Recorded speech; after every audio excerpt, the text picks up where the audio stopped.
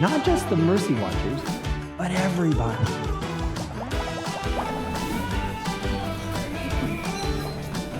Hi, everybody. Today we have a special treat, and that is a conversation with the very Reverend Kevin Story, the Superior General of the Basilian Fathers. Father Kevin, welcome. Thank you so much. It's so great to be good here. to see you today. Always great to see you too. I just have so much to ask you, but All right. we have so little time. First of all, tell me, what is a Basilian Father? Basilian Father is a religious order that comprises 5 different countries: Canada, the United States, France, where we were founded, Colombia, and Mexico, where we're expanding.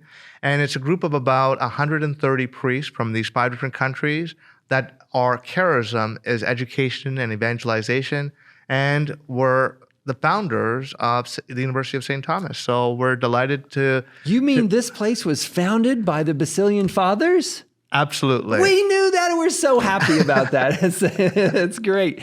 And so do we have any Basilians around these parts? We do. We have at Keon House, we have 5 scholastics presently and another 6 priests who live in residence.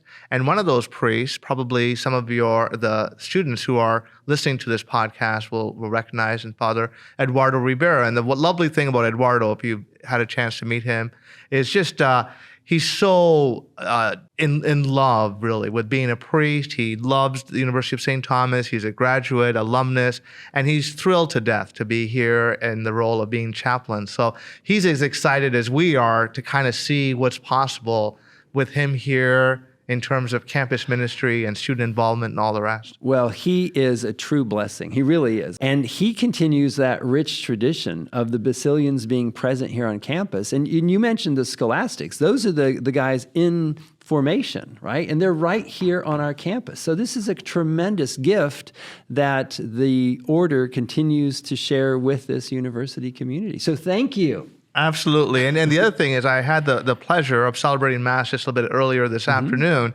And I can tell you, been around to different campuses around North America. And in terms of a daily Mass, the attendance and the reverence at the daily Mass was really something made an impression on me in terms of the number of people there, faculty, staff, parents, students, just a lovely community of faith.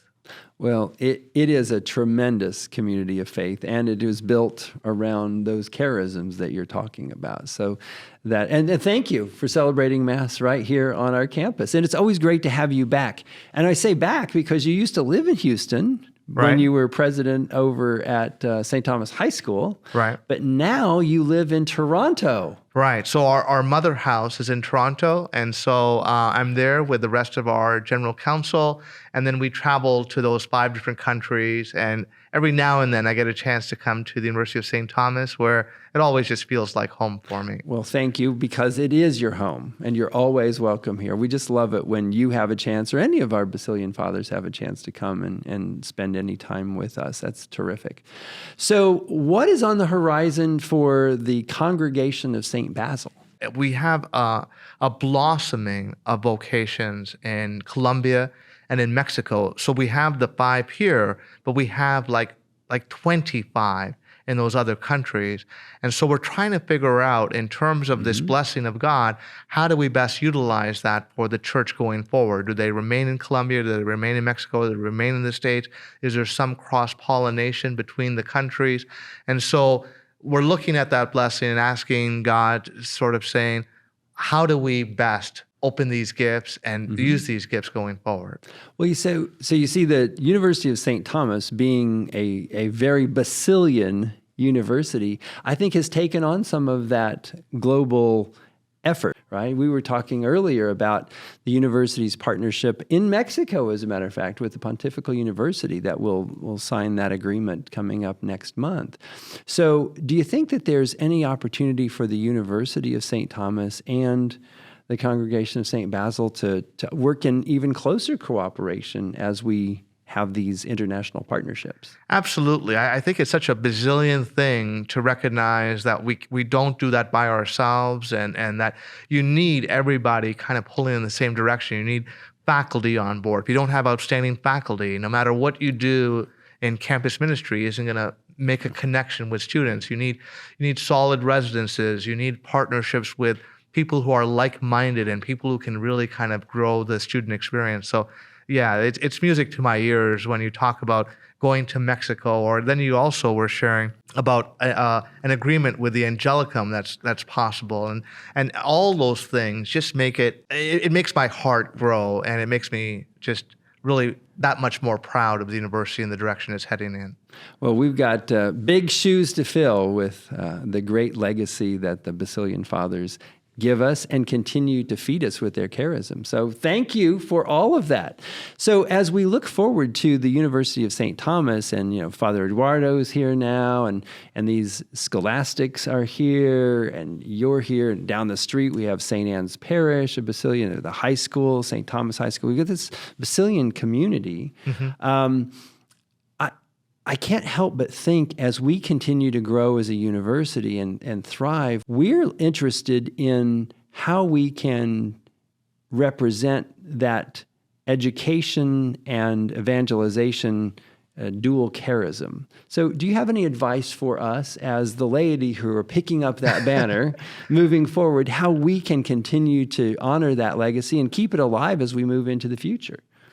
Yeah, it's a great question. I think that there's kind of a twofold sense to that. One is at its core, the university can never lose the centrality of faith and being led by the Spirit. And I think that my short experience just briefly at Mass, and in terms of walking around on campus, and my conversations with you and some of the faculty and staff that I met today, it's just so clear to me that that's just always going to be the bedrock.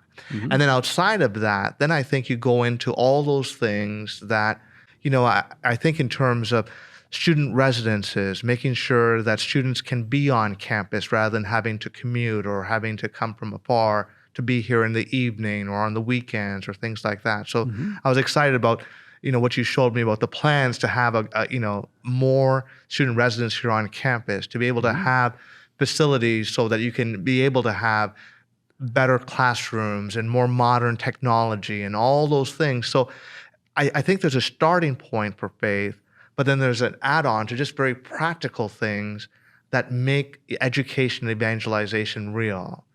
I love that, because that's, I think, what we are able to accomplish here. And you see that in the vitality. You mentioned it earlier with the attendance and the reverence and the participation in daily Mass. When I think about just a week or so ago, we celebrated Mass of the Holy Spirit, which is the beginning, sort of the launch of the school year, right? It was perhaps one of the largest in terms of attendance. And we had a Eucharistic procession that went around the academic mall, and it was over 100 degrees, right? But people hung in there, and it was a beautiful expression of faith life on campus. And, many, many Catholics, right? But also people of other faiths and perhaps of none, that were respectful and participatory. So it is a rally point, right? Because it's the heart of our university, and it becomes something that people appreciate, whether they share that faith walk or not. It really is a tremendous gift. Absolutely. And I think Pope Francis says this really well, which is one of the greatest evangelizing factors in the world is just joy. It's just, being alive and being happy and being excited about something that is about our faith. But if we're people who are kind of exhausted or sad or frustrated or angry and all the rest, then whatever elements we say about faith or whatever things I say about in my homily just fall on deaf ears. And I think part of that whole evangelizing thing and being a person of faith is that you see people on campus who are happy or who are committed and who are alive. And that's just, I think, such a core evangelizing thing, is that rather than saying, we have to build this program to evangelize, or we have to have this reality to evangelize. It just begins with, doing the Mass of the Holy Spirit, being out in the community, being able to have, the procession, and other people looking and saying, it's 100 degrees outside. These people have something that's bringing them out there, and there's a curiosity that then evangelizes, or there's a kind of what does that person have that I might not have, because they seem to be really at peace and content with themselves. So I couldn't agree with that more. Yeah, that's beautiful. So, all right, now let's get personal. All right. Can we do this? Absolutely. All right. Vocation story. Right. Let's hear it. Oh, okay. Yeah. All right. People want to know. All right. Well, probably, unfortunately, this is such a horribly humbling story. So I wish it would be a more dynamic faith kind of a call, like St. Paul, yes. or something like that. But I'd been thinking about being a priest. I was dating this young woman. Mm-hmm. I was a senior in high school, and we had dinner. We were kissing in the car, and she turned to me in the midst of us kissing, and she said, "I think really you should be a priest." Oh, wow! Right, and that's a signal, right? And I was like, "What?" And she proceeded to tell me very clearly and confidently that even though she thought I was a great guy and that she really, I think, cared for me, that she could tell by what I was passionate about, what got me excited, what was important in my life. Yeah. That she said, you really just need to join that and figure that out so that you could be like, otherwise you'll always wonder. And she said, I really feel in my heart that you should be a priest. And it couldn't have been the worst timing. It would have been easier if she had shared that with me along a walk or something like that. But unfortunately, that was the moment it struck her to be able to share that insight with me. Wow. Well, I'm glad she did, frankly. Right. Okay. Yeah. I told people in the sacristy in the afternoon just before Mass, being a priest is like the coolest thing in the entire world. Yeah. It really is. There's a couple of people that I saw in the sacristy. I told them they should become nuns and priests. Uh-huh. But like, you get to make the world a better place. You get to travel. You get to, by and large, people when they meet you think that you're a decent person. And by and large, I think that about you, by the way. Right? Yeah. And by and large, they're open to what you have to say. And to be able to say, I've touched these lives in the sacrament of reconciliation, or in randomly in some words that I say because of the Holy Spirit, the person heard what they needed to hear. Mm-hmm.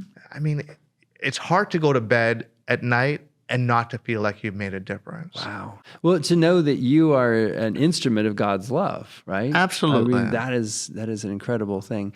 The other thing that strikes me about that is, wow, God really does have a sense of timing and humor. Yeah. Unfortunately, yes. The truth of my story is that. But that is so beautiful because the timing was perfect, right? I mean, it's like, okay, dude, this isn't really the thing. Right. Yeah. And God is just like, okay, she's going to be a truth teller right now. and we're still great friends today. Yeah. And she's lovely, and she's married, and she's so thrilled and couldn't be a bigger fan of me being a priest. That is terrific. Yeah. Actually, I'm glad God did that one to you. Right.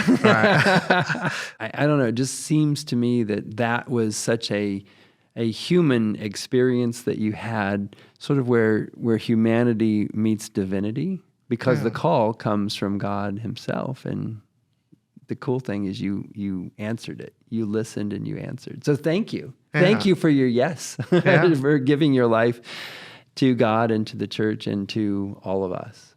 You're very welcome. It's been great to talk with you today, Father Kevin. Thanks for being here. My pleasure. And thanks to you for joining us, and God bless you.